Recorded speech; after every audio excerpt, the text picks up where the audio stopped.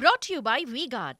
విడత ఎన్నికల పోలింగ్ లోక్సభ ఎన్నికల పోలింగ్ కొనసాగుతోంది. ఉదయం 7 గంటలకి స్టార్ట్ అయింది ఎన్నికలు. 9 గంటలకు అత్యధికంగా త్రిపురలో 15.21% పోలింగ్ నమోదైంది. పశ్చిమ బెంగాల్లో 15.9%, మధ్యప్రదేశ్లో 14.12%, మేఘాలయలో 12.96% నమోదైంది. ఇక తమిళనాట 12.55%లో నమోదవగా ఉత్తరప్రదేశ్లో 12.22%గా నమోదైంది. ఇప్పటికే ఓటు హక్కు వినియోగించుకున్నారు చాలామంది ప్రముఖులు. సాయంత్రం 6 గంటల వరకు పోలింగ్ కొనసాగనుంది. సమస్యాత్మక ప్రాంతాల్లో 1 గంట ముందుగానే ముగియనుంది పోలింగ్.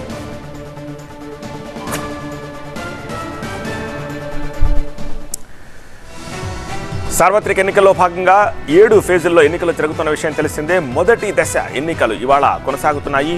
16.6 కోట్ల మంది ఓటర్లు ఇవాళ 102 మంది అభ్యర్థుల భవితవ్యాన్ని నిర్దేశించబోతున్నారు. అందులో 8.4 కోట్ల మంది పురుష ఓటర్లు ఉంటే 8.23 కోట్ల మంది మహిళా ఓటర్లు ఉన్నారు.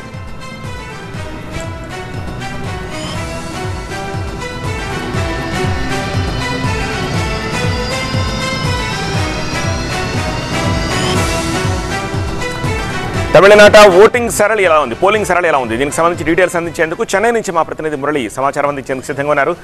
మురళి, 9 o'clock వరకు అందుతోన్న డేటా సంతృప్తికరంగానే ఉందా? అండ్ ఓవరాల్గా రాష్ట్రంలో పోలింగ్ సరళి ఎలా ఉంది?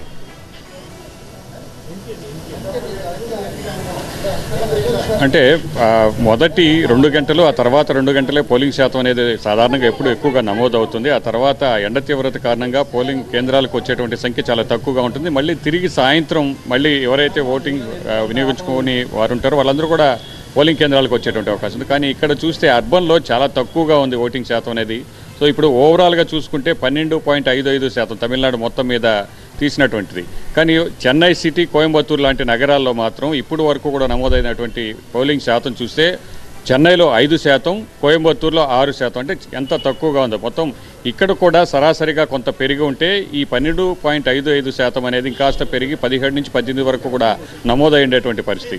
అయితే ఇంకా మరో 2 గంటల్లో పోలింగ్ శాతం ఏ విధంగా ఉండబోతుందో కూడా చూడాల్సినటువంటి పరిస్థితి. గత ఎన్నికల్లో చూస్తే పార్లమెంటు 2019 ఎన్నికల్లో 72% పోలింగ్ అనేది నమోదైంది.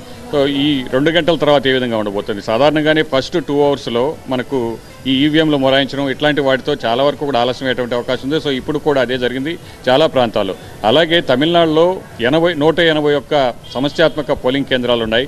అక్కడ కొన్ని చోట్ల ఉద్రిక్త పరిస్థితులు కూడా తలెత్తాయి పోలింగ్ ప్రారంభమైనటువంటి సందర్భంలో. సో కాస్త సమయం తర్వాత అధికారులందరూ కూడా అక్కడికి, పోలీసు అధికారులు భారీ బలగాలు ముందుగానే ఉంటాయి కాబట్టి సో అక్కడ సర్దుబాటు చేసినప్పుడు తర్వాత మళ్ళీ పోలింగ్ అనేది నమోదైంది. సో ఇక మనం చూస్తూ ఉన్నాం చెన్నై సిటీలో ఉన్నటువంటి క్వీన్స్ వెల్లింగ్టన్ కాలేజీలో ఉన్నటువంటి పోలింగ్ కేంద్రం ఇది. సో ఒక్కొక్కరుగా వస్తూ ఉన్నారు. ఎక్కడ క్యూ లైన్లు అనేవి మనకు కనబడడం లేదు.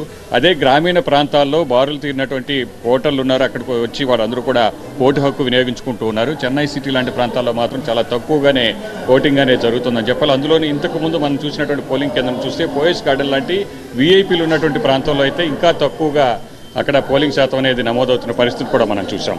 అయితే ఈ ఎన్నికల్లో చూస్తే తమిళనాడు వ్యాప్తంగా కూడా రాజకీయంగా చూస్తే గతంలో ఏడీఎంకే డిఎంకే మధ్య అనేది పోరు మనం ప్రతిసారి కూడా చూస్తాం. ఈ 2 పార్టీలకే రాష్ట్రంలో అధికారం కానీ కేంద్రంలో ఈ లోక్సభ స్థానాలు కానీ అత్యధికంగా వచ్చేటువంటి పరిస్థితి.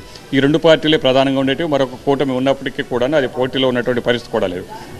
కానీ ఈసారి బీజేపీ సొంతంగా కూటమిని ఏర్పాటు చేసింది. గత 2 ఎన్నికల్లో కూడా ఏడీఎంకేతో కలిసి పోటీ చేసినటువంటి బీజేపీ ఈసారి సొంతంగా కూటమిని ఏర్పాటు చేయడం, ఇక్కడ బలమైనటువంటి సామాజిక వర్గాలకు సంబంధించినటువంటి పార్టీలన్నీ కూడా తమతో కలుపుకొని వారికి సీటు కేటాయించి అత్యధికంగా 23 స్థానాల్లో పోటీ చేస్తుంది. గతంలో 6 స్థానాలకు మించి పోటీ చేసినటువంటి పరిస్థితి లేని బీజేపీ ఇవాళ 23 స్థానాల్లో పోటీ చేస్తోంది.